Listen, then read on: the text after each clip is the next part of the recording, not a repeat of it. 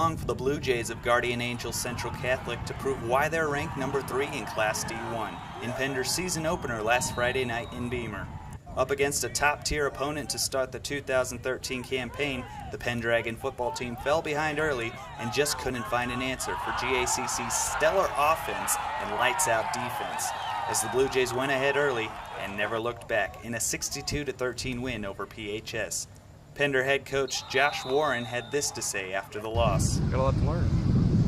Look at the scoreboard. It's just growing pains right now. Like we just asked the questions of the players, how many kids played varsity football last year, and there was 2 of them that raised their hand. So out of 25 kids, we have 2 kids that played varsity football. So we knew it was going to be tough. GACC is a good team. But it wasn't all bad news for the locals. Senior quarterback Benny Oliver opened up the passing game, throwing for 97 yards and a touchdown on 10 completions. Oliver also averaged 17.7 yards on 6 kick returns for a total of 106 multi-purpose yards. Fellow senior Derek Morgan tacked on several yards after catch and was the leading receiver for Pender with 47 yards on 4 receptions. Another senior, Mark Dunn, was the top rusher for the Red Squad, gaining 11 yards on 4 carries. But the top performer of the night was senior Jacob Seabeatty, who rushed for 1 touchdown and caught a pass for another score in the effort. Honorable mention has to go to the one they call AK, who made a conversion kick and probably should have been credited for 3 points for blasting this kickoff through the uprights. Pender will host Bloomfield this week in its home opener Friday night at Haney Field. Kickoff is set for 7 p.m. against the Bees, who enter the game with a 1-0 record after defeating Hardington last week 28-6. The Pender High volleyball squad got its season off to a great start and now sports a 4-3 record after defeating Bancroft, Rosalie, Allen, and North Bend Central during the Northeast Nebraska Volleyball Classic last Thursday and Saturday, while also defeating Emerson Hubbard in a triangular on Tuesday. The Lady Pendragon's 3 losses came at the hands of Lutheran High Northeast and Guardian Angels Central Catholic during the Classic, while the other defeat occurred on the road to triangular host North Bend. Though she's pleased with the team's passing and communication, which were weaknesses last year, Pender head coach Ashley Besmer said that there's still plenty of room for improvement.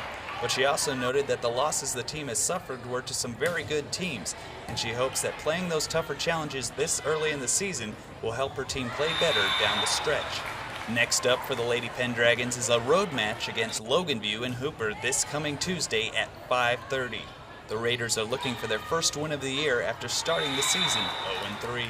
The Pender cross country teams also had a successful start at the season opening invite in Beamer last Thursday.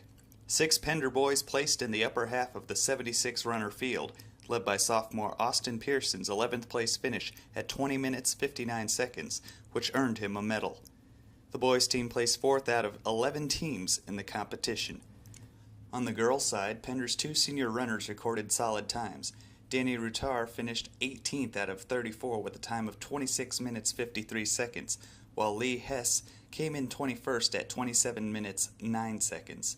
Coach Dusty Kruzmark was impressed with how the Pendragons performed in the first meet of the season and hopes to continue working on conditioning so that the boys can close the gaps in the team standings and be at the top of their game when it comes time for districts.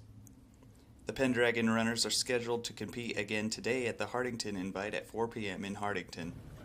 The Pender High girls golf team hosted a triangular last Thursday at Twin Creeks Golf Club north of Pender, placing 3rd behind South Sioux City and Oakland Craig with a team total of 276. Individually, Alyssa Weiss placed 1st among all 12 golfers, shooting a 53. Coach Bob Rayner said the rainy conditions might have played a factor in the final result, but he still hoped Pender could have performed better in the team race. The girls' next competition will be at the Pierce Invite on Saturday at 9 a.m. in Pierce.